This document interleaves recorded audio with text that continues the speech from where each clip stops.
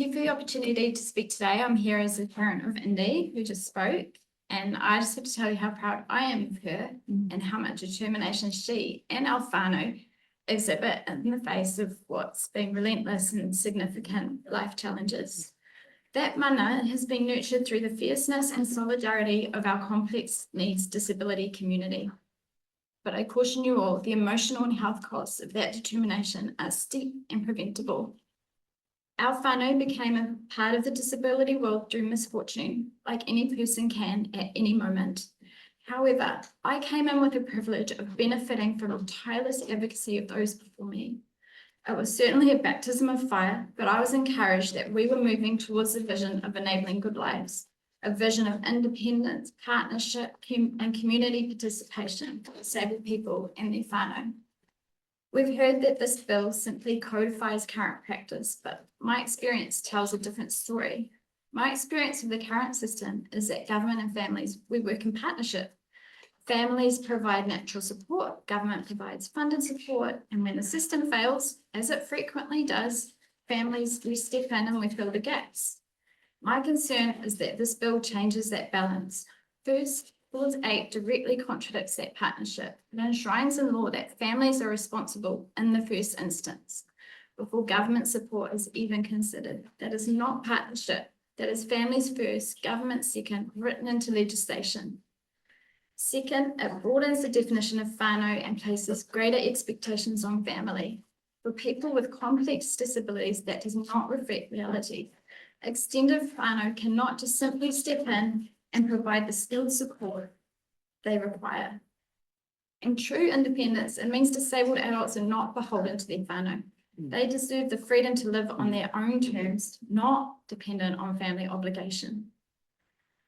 Third, families are already operating at beyond capacity. We're already plugging system gaps every day. My entire week is plugging system gaps. There is no hidden reserve of capacity left to draw from. And finally, the bill grants broad discretionary powers to any minister without equally strong protections for disabled people. In fact, it removes our right to redress.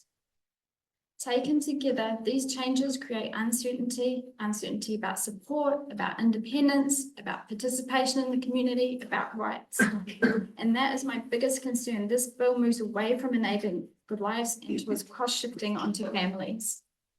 We've heard about the significant spending on disability, but shifting costs onto families does not balance the books. It shifts those costs into the health and social welfare system, as families will fall into crisis and poverty with poorer outcomes for everyone. It will not save money. It will not move it because the care needs do not disappear. They will always be there. So I recognize that there's a problem that needs fixing. The court case made that clear, and I want solutions too. But families, we should not be required to sign away certainty and rights in order to solve that problem. We do not need to become government employees. What we need is legislation that recognises the reality of complex disability, preserves genuine partnership between families and government, and protects the things that matter most to disabled people: independence. The stakes are simply too high to have legislation built on broad levers that can be pulled at any time by any minister. I do not think that is good lawmaking, and it is not good partnership. So the solution for me is to amend this bill so it contains clear safeguarding principles. Those principles should protect what enabling good lives established: independence, participation, inclusion, and the right to the support needed to live a meaningful life. If codifying current practice is truly the intention of this bill, then those principles must be written into the legislation, not implied, not assumed, written in. My daughter is 13 years old. Her aspirations are reasonable. She wants friends, independence, a job, and a life of her own. If able-bodied children can have that, then disabled children deserve the same opportunity. That is equity. Please do this for children like Indy. Don't make their lives harder. Most of them are already navigating more than any child should ever have to. That's my submission. Thank you. One question on Laura. Thank you so much for coming, and thank you for your submission, Amy. You said something really interesting in your submission around you don't want family members to become state there is, and we Yeah. hear conflicting submissions around yeah. those that want to be an employee and those who want the flexibility to be able to, the money to be, there's no doubt about that, the finances need to be there, but can you please like explain for your situation what you would like to see or what would be the most helpful? So for me, I do not wish to be a government employee in my own home. That will come with lots of strings. Yeah. But I do wish to be supported to do this job that I was thrown into. Yeah. The flexibility, enabling good lives, the consultation was done. You know, the disability community were on board and it feels like that's just been completely forgotten. But you have the information, the work is there. If we have a funding package that we can then use to deliver to me and whose needs, then that's what we need. Yeah, and we need the support and the knowledge to do it. And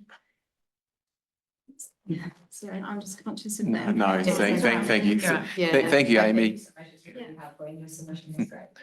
You know, thank you very much, Amy, and thank you, Indy and Daniel. Very much appreciate you coming and sharing your family story with us. Thank you so much. Very much. Thanks for your time. All right, no. Wish it. Needs the buy time now. Hope you got some dancing in the near future. We'll go sing it out. Yeah, singing. I see.